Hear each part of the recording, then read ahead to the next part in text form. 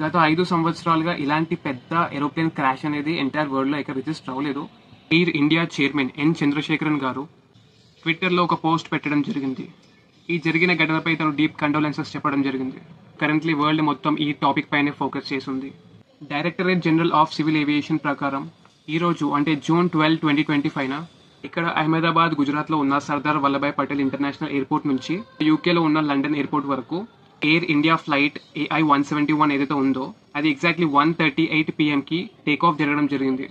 Within 2 minutesలోనే airport perimeter wall cross చేసిన వెంటనే ఎగ్జాక్ట్లీ 1:40 PM పక్కనే ఉన్న ఒక రెసిడెన్షియల్ ఏరియాలో క్రాష్ ల్యాండింగ్ చేసింది. అక్కడ హోమ్ మినిస్టర్ అమిత్ షా నుంచి Gujarat CM Bhupendra Patel, union civil aviation minister Rammohan Naidu వెంటనే రెస్పాండ్ అయ్యారు. 90 మందితో కూడిన NDRF సిబ్బందులు, పదుల సంఖ్యలో అంబులెన్సెస్ అండ్ ఫైర్ ఇంజన్స్ వెంటనే ఘటనా స్థలానికి చేరుకున్నాయి. సో ఇక్కడ ఈ ఫ్లైట్ టైప్ వచ్చేసి బోయింగ్ 787 డ్రీమ్ లైనర్.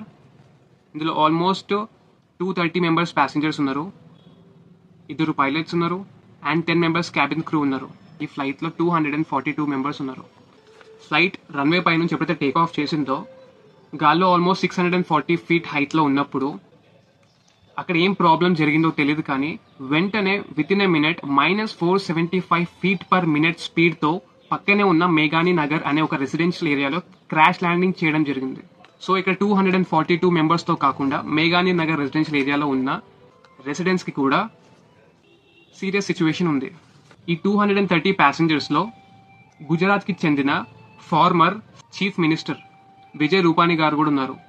అతను 2016 నుంచి సెప్టెంబర్ 2021 వరకు బీజేపీ పార్టీ తరఫున సీఎంగా వ్యవహరించారు. సో ఇతను కూడా ఆ ఫ్లైట్లో ట్రావెల్ చేయడం జరిగింది. సో ఈ ఇన్సిడెంట్ జరిగి కేవలం ఫ్యూ అవర్స్ అవుతున్నందువలన ప్రాపర్ రిపోర్ట్ అనేది ఇంకా రిలీజ్ అవ్వలేదు. Central government, state government and civil aviation minister Rammohan Naidu గారు ఈ ఇన్సిడెంట్ జరిగిన ప్లేస్ని విజిట్ చేయడం జరిగింది. అథారిటీస్ని అలర్ట్ చేయడం జరిగింది. వీలైనంత తొందరగా ఎంతమందిని సేఫ్గా హాస్పిటల్స్కి చేర్చగలరో అంత తొందరగానే చేర్చగలిగారు. ఇక్కడ చాలా డిఫరెంట్ న్యూస్ ఛానల్స్ డెత్ టోల్స్ని కూడా అనౌన్స్ చేస్తున్నారు. కొంతమంది 100 పైన అంటున్నారు, ఇంకొంతమంది 200 పైన అంటున్నారు. బట్ ఒక ప్రాపర్ రిపోర్ట్ అంటూ రిలీజ్ అవ్వలేదు. అన్నిటికన్నా ఇంపార్టెంట్, ఇక్కడ ఈ ఫ్లైట్ ఇలా క్రాష్ ల్యాండింగ్ చేయడానికి రీజన్ ఏంటి అనే విషయము ఇప్పటికీ ఎవరికి తెలియదు. వెంటనే ఈ ఇన్సిడెంట్ పైన director general of aviation minister గారు కూడా ఒక ఇన్వెస్టిగేషన్ని స్టార్ట్ చేయించారు. ఇందులో కేవలం ఇండియన్ పాపులేషన్ కాకుండా ఇంటర్నేషనల్ పాపులేషన్ కూడా ఉన్నారు. గత లాస్ట్ 5 yearsలో ఇంత ఎక్కువ మంది ప్యాసింజర్స్తో కూడి ఉన్న ఏరోప్లేన్ క్రాష్ ల్యాండింగ్ అంటే ఎప్పుడు జరగలేదు. సో చాలా సంవత్సరాల తర్వాత ఇప్పుడు జరిగింది. సో దీనికి మెయిన్ కాజ్ ఏంటిది, ఈ కాజ్ యొక్క రెస్పాన్సిబిలిటీ ఎవరు తీసుకుంటారు,